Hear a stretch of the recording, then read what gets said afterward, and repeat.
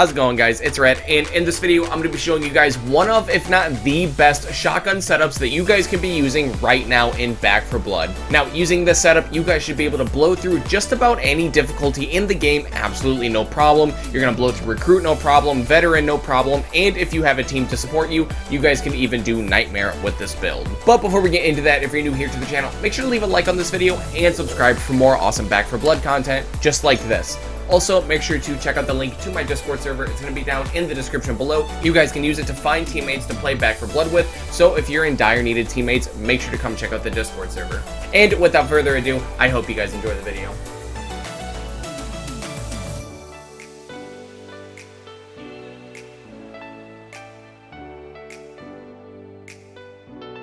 So here we are in the deck building menu in Back 4 Blood. This is going to be the complete deck list, so if you guys are just looking to copy and paste, feel free to do it right now. But I'm going to be spending most of this video just talking about like what each card's role specifically in the deck is and why I put it where it is, just so you guys can get a better understanding of the deck. Now, also before we get into the actual list itself, there are a couple things I want to go over. Number one is just the game plan of the deck. Like, what are we trying to do with the deck? Obviously, we are trying to do just as much damage as humanly possible with shotguns, but like, you know, how?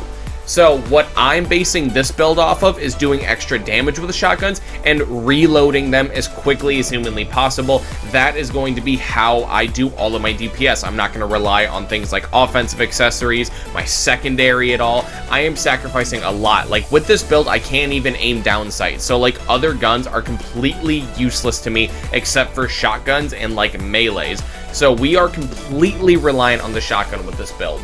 Also, just another quick tip, I know it's the last one, but before we get into this, if you guys don't know this already, the order that you guys put your cards in your deck matters because this is the order that you guys are going to see them in the game.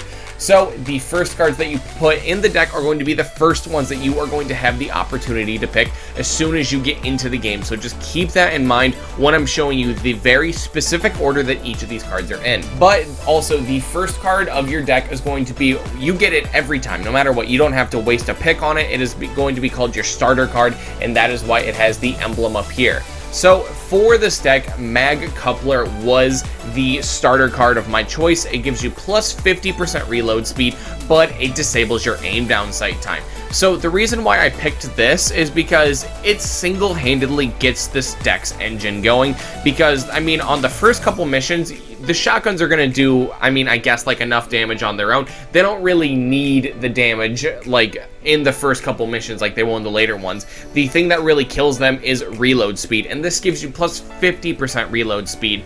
And this disables your aim downside, I know, but this basically locks you into the build. Now, coming in spots 2 through 5, this is going to be the first 4 cards that you are going to see when you guys first load into a campaign and you have, you know, the opportunity to pick stuff. First one is going to be Scattergun skills plus 40% reload speed with shotguns. Like I said, we are just focused on doing damage and reloading super quickly. You guys are going to reload like an absolute fiend. Up next is Buckshot Bruiser. Now, when using shotguns, gain temporary health for each pellet that hits. Now, the reason that this is good is because you are going to be a shotgun player, so you're not going to be in the back of the team, you know what I mean? You're going to be in the front, you know, kind of like where a melee player would be. You're going to be tanking hits, you're going to be doing everything up close and personal, so just having that life buffer to stem the bleeding is actually really, really good. Up next, the Shell Carrier. This is just a classic shotgun support card, gives you 30% shotgun ammo capacity and 10% damage with shotguns.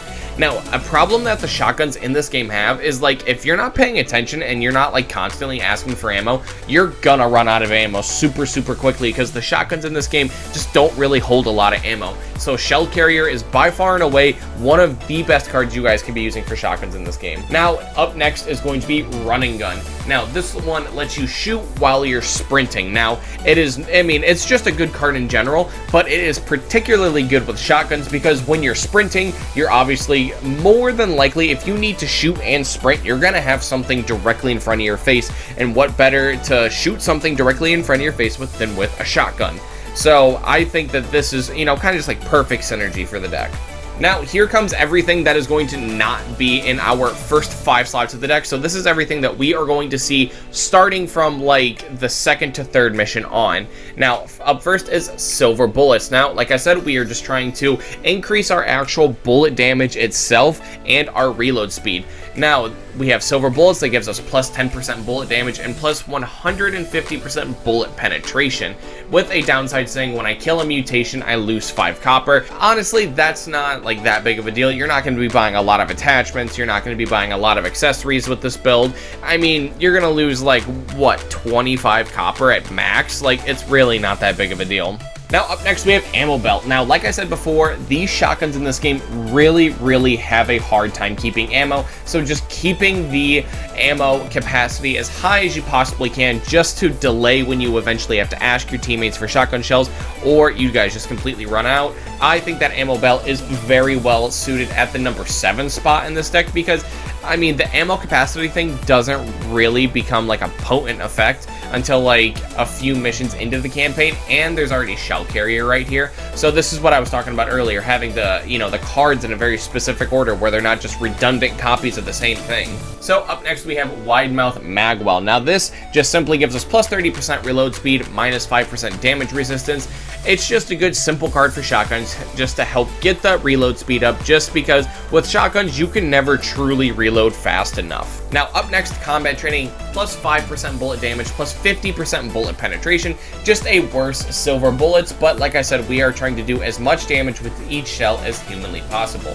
Now, Rolling Thunder is going to do the exact same thing, which is going to be the next card up. Gives us plus 35% move speed while firing with shotguns. So, like I said before, we are going to be the forefront. We're going to be the first line of defense along with the melee guys.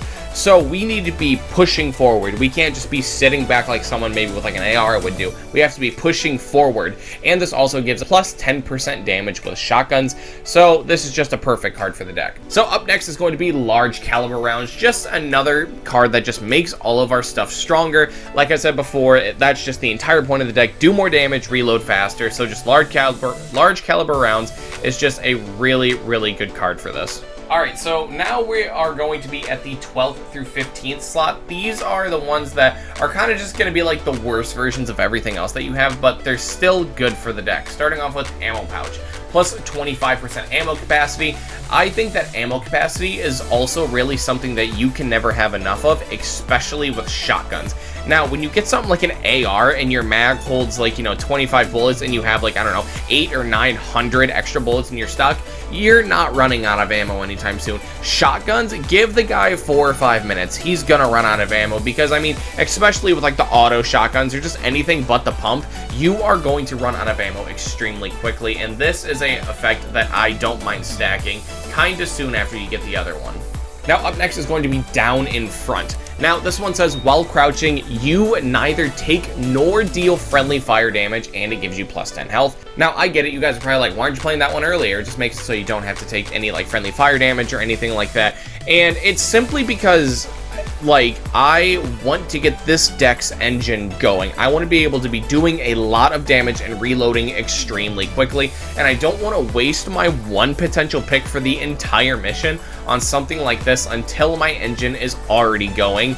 And this really isn't going to be like potently good until like the finale of an act, unless your teammates just keep shooting you in the back all the time, and like, even so, there's really nothing you can do about that. Now, up next we have Marked for Death. Mutations you ping are highlighted, and your team deals 10% increased damage to highlighted enemies. Now, the reason this is so low in the deck is the exact same reason Down in Front is this place in the deck as well, because, like, yes, this card is very good, but I want to focus on getting my engine going, because I need to make sure I am doing my role in the team rather than just, somewhat helping my teammates, you know what I mean? So that is why Marked for Death and Down in Front are going to be on the lower end of the deck. And the last card to round off the deck is going to be Reload Drills, which is simply just plus 20% reload speed. It is one of the first cards you get in the game, but it is just a really nice way to round off the rest of this deck, because, I mean, like I've said the entire video, this deck is nothing but shooting stuff and reloading. I mean, and you just want to make sure the bullets hit hard, you want to make sure the shells go in even faster. Well, there you go, guys. That's going to do it for the video. Make sure to leave a comment down below telling me what you guys think of this shotgun setup, and if there are any cards that you think I should take in or take out, make sure to leave it all down in the comments below. And as always, if you happen to enjoy the video, make sure to leave a like and subscribe to my channel for more awesome Back 4 Blood content just like this. Also, make sure to check out the link to my Discord server. It's going to be down in the description below. You guys can use it to find teammates to play Back 4 Blood with. So if you guys are in some dire need of teammates, make sure to come check out the Discord server. And until next time, it's been Red, and I'll see you guys in the next video.